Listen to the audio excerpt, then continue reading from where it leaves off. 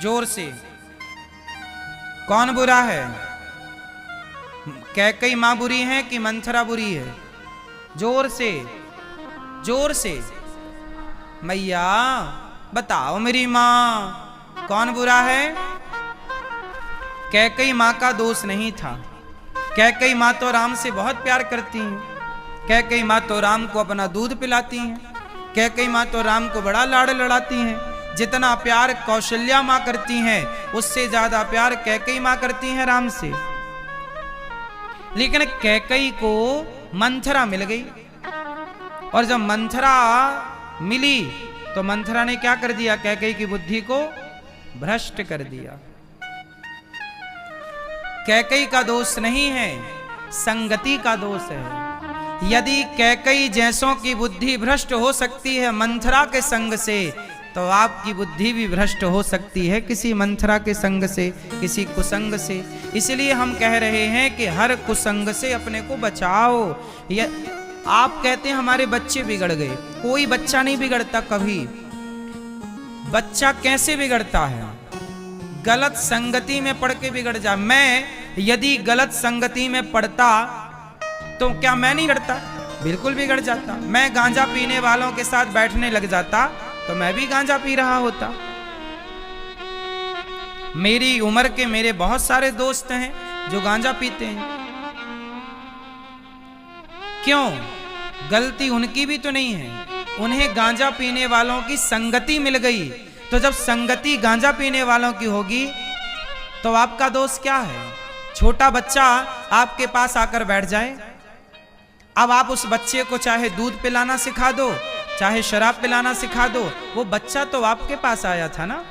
ये तो जिम्मेदारी आपकी थी ना कि आप उसे क्या सिखाएंगे। इसलिए जब कोई बिगड़ता है तो बिगड़ने वाले की गलती कम होती है, बिगाड़ने वाले की गलती ज्यादा होती है। देखना ये चाहिए कि ये बिगड़ा है तो बिगाड़ने वाला कौन है, उसके कान पकड़ने चाहिए।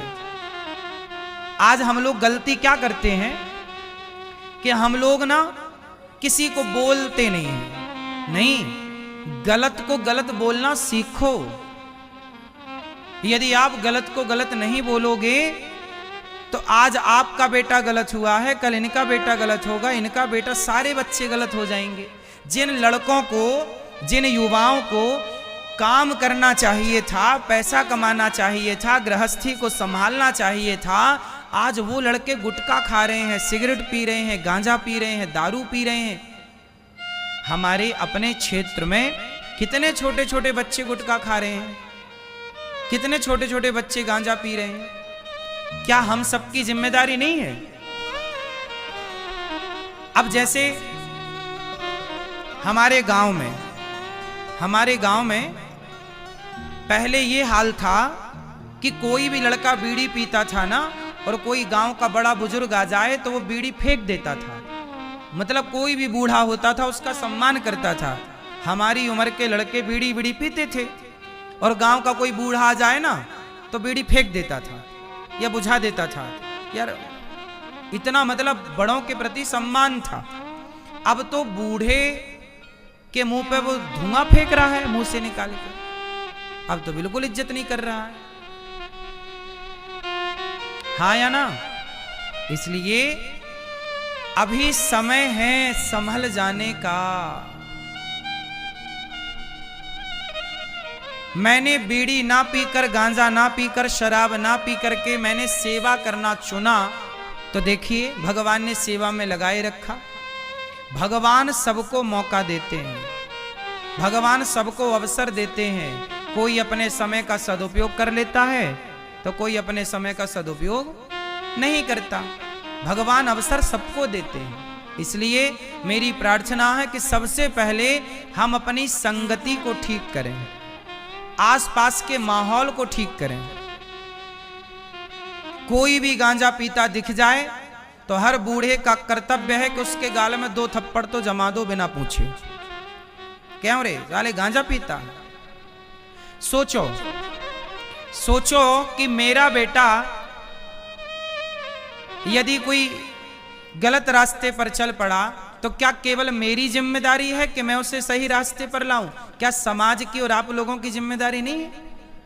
अरे आपका बेटा गलत रास्ते पर चल पड़ा तो क्या मेरी जिम्मेदारी नहीं है? बेटा किसी का भी हो, बेटा तो बेटा है।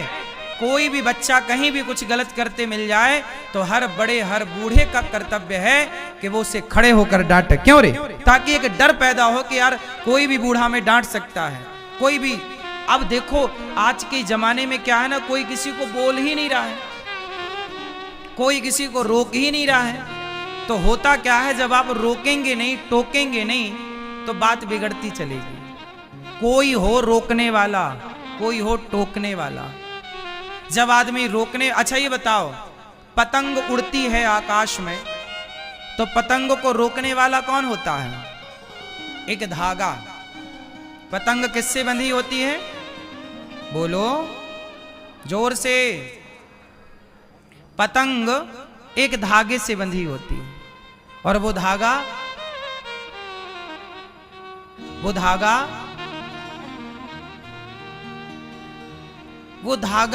उस पतंग को बहुत ऊंचाई तक पहुंचाता है।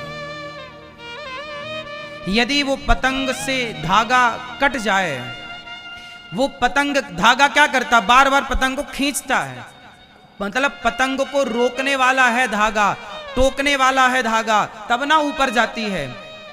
जिस व्यक्ति को जितने लोग रोकने और टोकने वाले होंगे, वो व्यक्ति उतना लंबा सफर तय करेगा, उतना आगे जाएगा, उतना सफल होगा।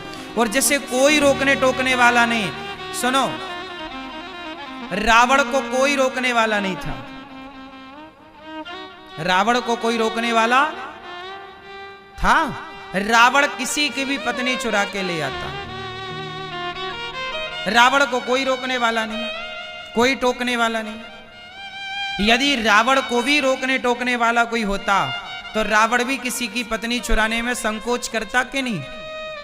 बोलो हाँ कि ना? अच्छा एक बात बताओ, छोड़ो रावण को, ये बताओ कि जब द्रौपदी के कपड़े उतारे जा रहे थे तो क्या द्रौपदी के कपड़े उतारने वाले दुशासन को किसी ने रोका? उत्तर दो, किसी ने रोका? जोर से। अब मुझे एक प्रश्न का उत्तर और दो कि यदि दुशासन को कोई रोक देता तो क्या उसकी ताकत थी कपड़े उतारने की? 4 लोग खड़े हो जाते, पितामह खड़े हो जाते, गुरु द्रोणाचार्य खड़े हो जाते, धृतराष्ट्र खड़े हो जाते। बताओ ए दुशासन क्या कर रहा? खबरदार जो तूने द्रौपदी के कपड़े पे हाथ लगाया। यदि रोका टोकी करने के लिए कोई खड़ा होता तो क्या दुशासन की इतनी हिम्मत थी कि वो भरी सभा में किसी नारी को अपमानित कर सके वस्त्र उतार कर? उत्तर दो मेरी मां। नहीं ना? दुशासन को रोका नहीं गया, टोका नहीं गया, इसलिए उसकी हिम्मत बढ़ती चली गई। दुर्योधन को रोका नहीं गया, टोका नहीं गया, इसलिए हिम्मत बढ़ती चली गई। हर बेटा तब बिगड़ता है जब उसे कोई रोकता और टोकता नहीं है। इसलिए बच्चों को रोको और टोको, दोनों चीजें जरूरी है। क्या कर रहा है तू?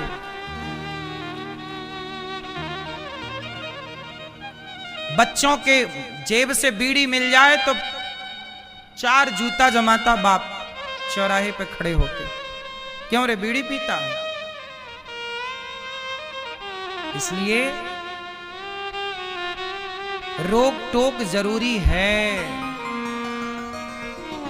आप कितने लोग सहमत हैं मेरी बात से कि रोक टोक जरूरी है?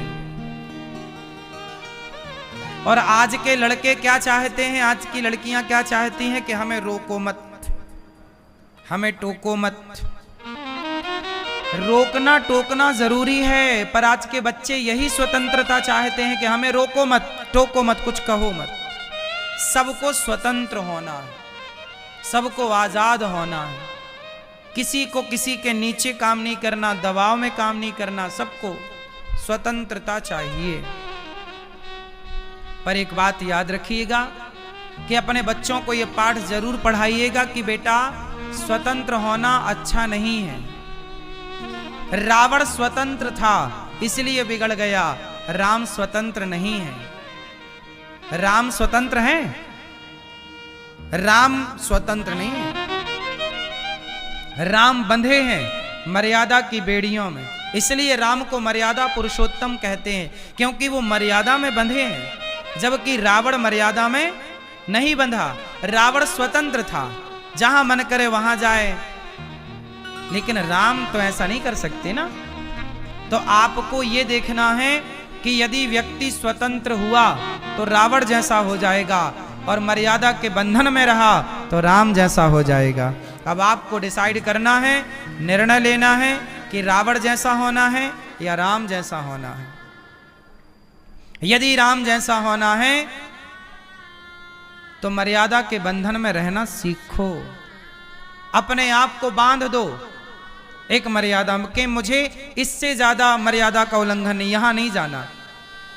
अब ये बताओ, अनिरुद्धाचार्य आप सबका बेटा और भाई और दास और सेवक है, बताओ मैं किसी शराब की दुकान में जाकर केवल खड़ा हो जाऊं तो केवल खड़े हो जाने मात्र से लोग क्या समझेंगे कि मैं पीता होऊंगा तब ना वहां जाके खड़ा हूं।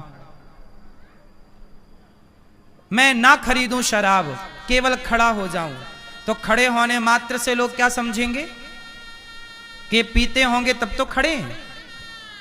बोलो हाँ।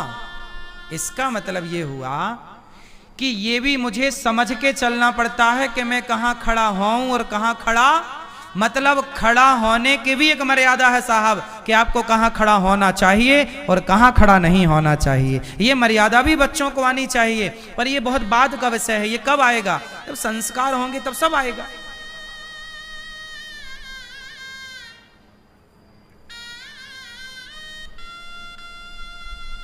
कहां खड़ा होएं, कहां खड़े ना। अब सोचिए, आप लोग ना टाइम पास करते हो, ताश खेलते हो।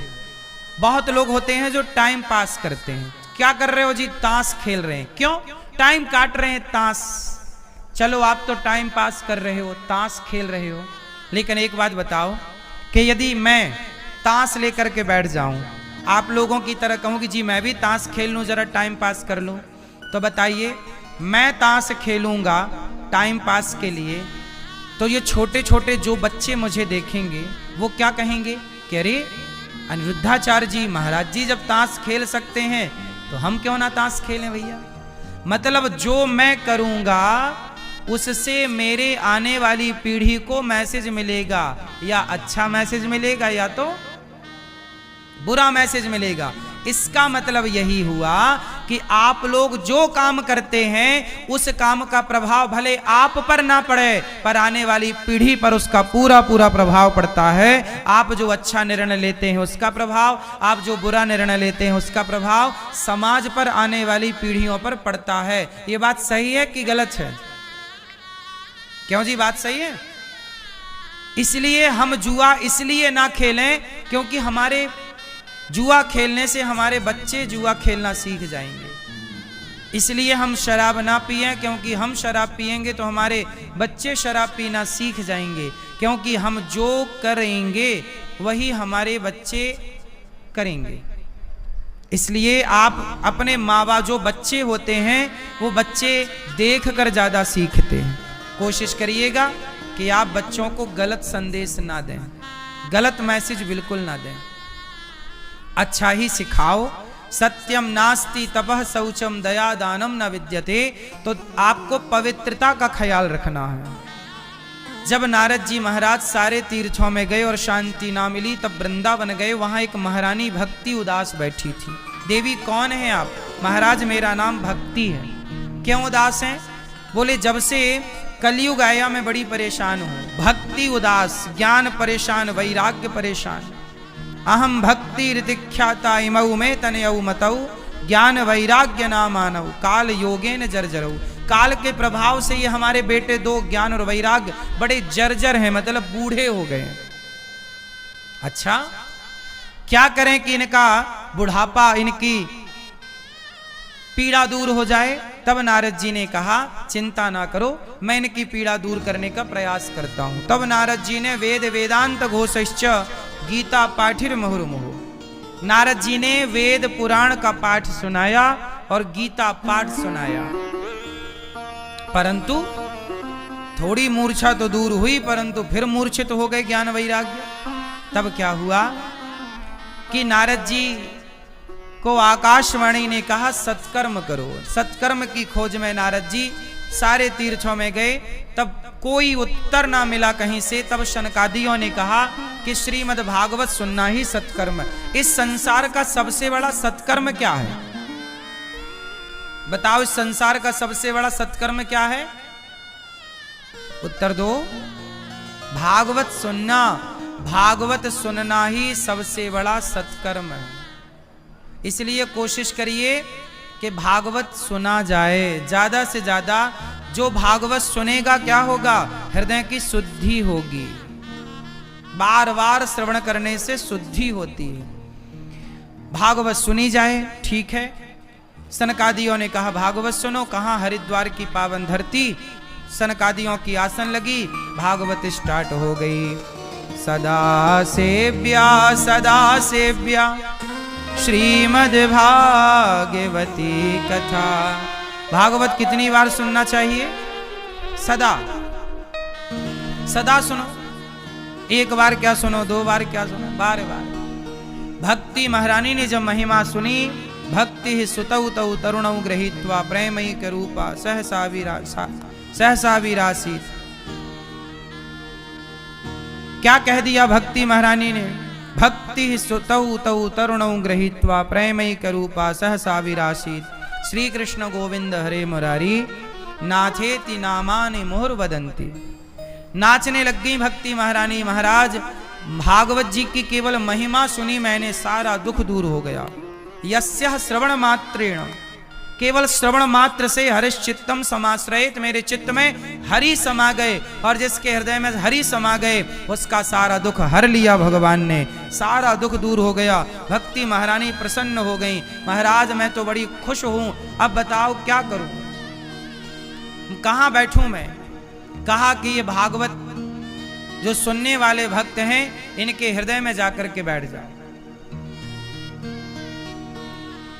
कहां बैठ जाएं? इनके हृदय में। जो भागवत सुनता है उसके हृदय में कौन रहता है? भगवान। हरिश्चित्तम समाश्रयेत, हरि चित्त में समा जाएं। यही भागवत का फल है कि भगवान हृदय में समा गए। भक्ति ताता थैया करके नाचने लग गई। ज्ञान वैराग्य का दुख दूर हुआ। एक सवाल खड़ा हो गया। नारद जी ने कहा महाराज, भक्ति तो चलो भक्तों के हृदय में बैठ गई, ये बताओ कि भागवत कोई पापी सुने तो आश्चर्य नहीं, कोई पुण्यात्मा सुने आश्चर्य नहीं। जिसने जीवन भर पाप किया है, ऐसा पापी यदि भागवत सुनेगा तो कैसे पापी का उद्धार होगा? बोले हाँ, कितना भी बड़ा पापी क्यों ना हो, जो भागवत सुनता है उसका उद्धार हो जाता है। अच्छा, ये मानवः पापकृतस्तु सर्वदा सदा दुराचार रता विमार्गिगाः क्रोधाग्नि दग्धा कुटिलाश्च कामिना सप्ताह यज्ञेन कलौ पुनन्ति ते। कितना भी बड़ा पापी हो, भागवत सुन के उसका उद्धार हो जाता है। कोई पापी का उद्धार हुआ? अब एक छोटी सी कथा सुना रहे हैं, बहुत ध्यान से सुनो। एक ब्राह्मण थे, तुंगभद्रा नदी थी, उस नदी के किनारे एक ब्राह्मण रहा करते थे। ब्राह्मण का नाम था आत्मदेव। आत्मदेव की पत्नी का नाम है श्रीमती धुंधली देवी। आत्मदेव जी जो हैं बड़े ज्ञानी हैं, जो अपनी आत्मा में परमात्मा का दर्शन करें उनका नाम है आत्मदेव। आत्मदेवः पुरे तस्मिन् सर्व वेद विशारदा, सारे वेदों के ज्ञाता हैं आत्मदेव जी। बड़े ज्ञानी हैं और बड़े सदाचारी ब्राह्मण हैं। आत्मदेव जी के पास सब कुछ था, पर आत्मदेव जी के मन में एक कामना और थी कि एक बेटा हो जाए। आत्मदेव जी के पास ना पुत्र नहीं था, ना बेटी थी ना बेटा था। विवाह के बहुत समय हो गया, पर ना बेटी पैदा हुई ना बेटा पैदा हुआ। बड़ी प्रार्थनाएं, बड़ी पूजाएं, बड़ा जप तप यज्ञ दान किया, पर बेटा नहीं हुआ। अब आत्मदेव जी ने क्या किया? आशा ही परमम दुखम नैरास्यम परमम सुखम। सबसे बड़ी बात जानते हो क्या है? आशा ही दुख का कारण है, और आशा को हम त्याग दें, इच्छाओं को ही त्याग दें तो सुख मिल जाएगा। अच्छा, एक बात बताओ, किसी को बेटा होता है और किसी को बेटा नहीं होता, तो सवाल खड़ा हुआ कि किसी को बेटा है किसी को नहीं है, ऐसा क्यों? ऐसा क्यों होता है कि किसी को बेटा ना हो? तो सुनो, कहते हैं कि बेटा ऋण चुकाने आता है माँ बाप का। बेटा क्या करने आता है? माता पिता का। कहते हैं कि बेटा माता पिता का ऋण चुकाने आता है।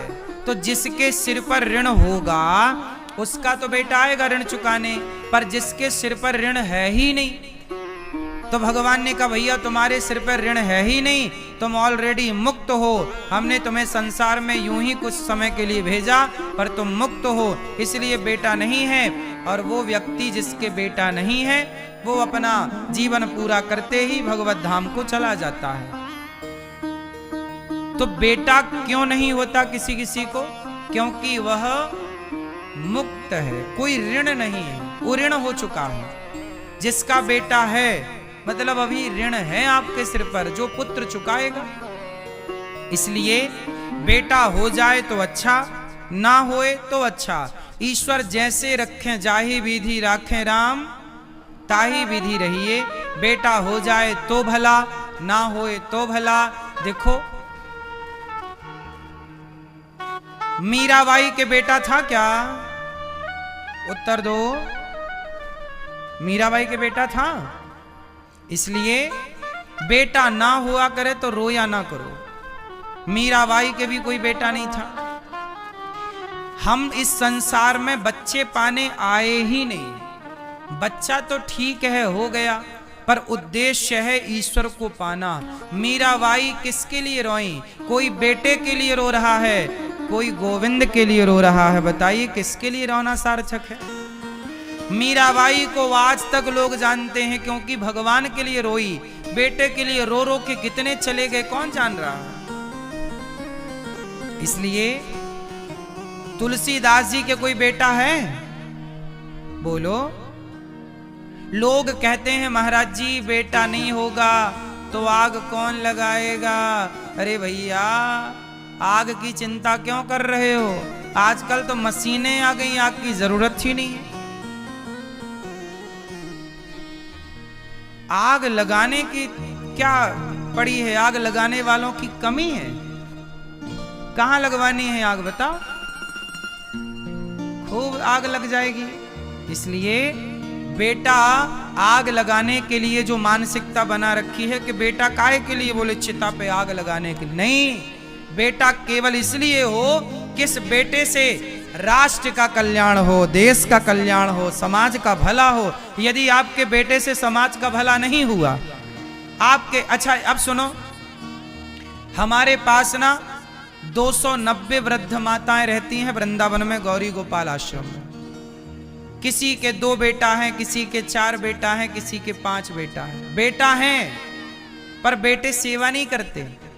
वो माएं हमारे पास रहती, हम उनकी सेवा करते।